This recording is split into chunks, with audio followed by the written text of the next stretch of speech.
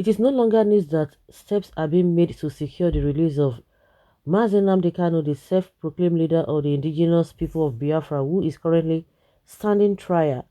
To this end, a stop has been put to the sit-at-home order prevalent in the southeast.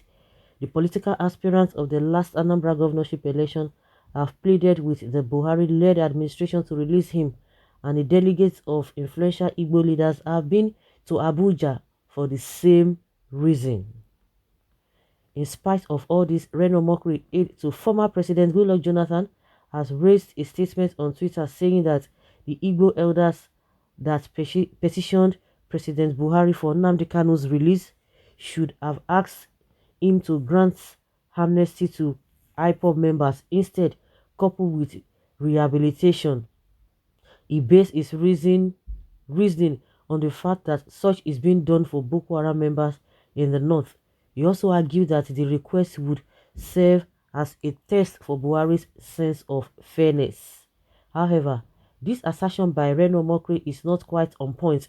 The reason for this is that the amnesty being granted to Boko Haram terrorists, as controversial as it is reserved solely for those that agree to lay down their arms and surrender.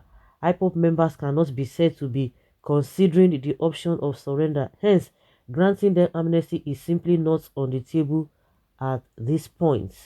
Granting amnesty to IPOB militants will require them to renounce their cause, which is the attainment of the Republic of Biafra, similar to the way Boko Haram terrorists renounce terrorism and surrender themselves to reformation.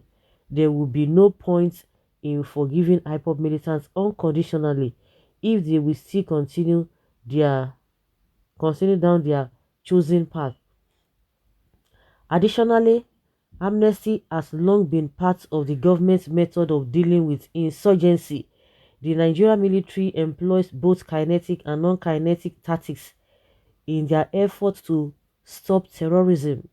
What this means is that they use both deadly force and non-violent means in the fight against terrorism.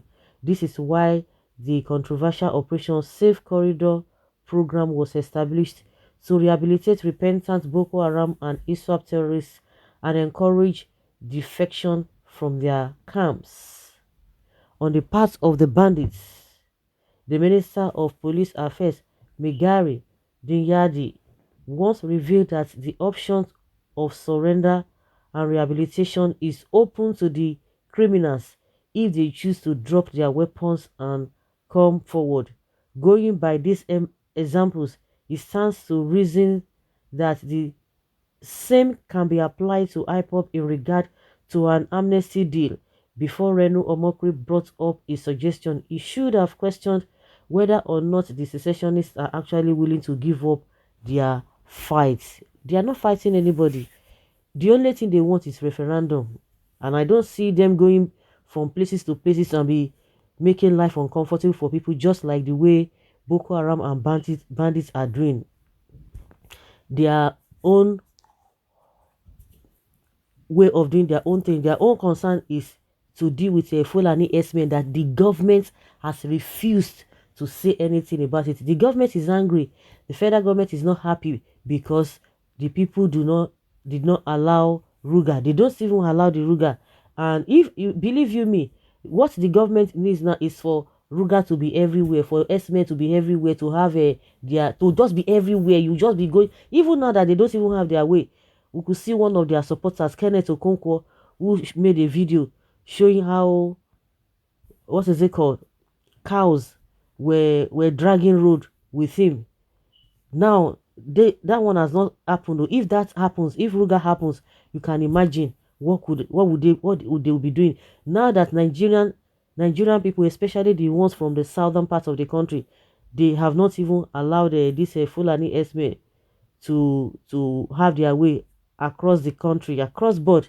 We can see the way the statements coming out from all these Fulani S-men, the northerners coming out to attack people when they say, no, we don't want this kind of a thing. This is not our culture. If you want it, limit it to your side. You can't use your blues to spoil our own reggae. There are some things that you don't accept all in the name of Sharia. Nobody goes there to go and drag leg with you that it is one Nigeria, it is the constitution, and what have you. But you want to impose your way of life that is not part of the people. Even the people are not even asking for too much. If you want to rear your cow or whatever you are doing, have a place segregated for that and do whatever you want to do. But don't use your own to come and be spoiling us. No, no, no, no. We don't want that. They say no, you must agree to the fact that we are one Nigeria. No, it doesn't relate to that. Now people we are crying that we are the full scarcity. The farmers cannot go to farms, but the government is not even bothered about that.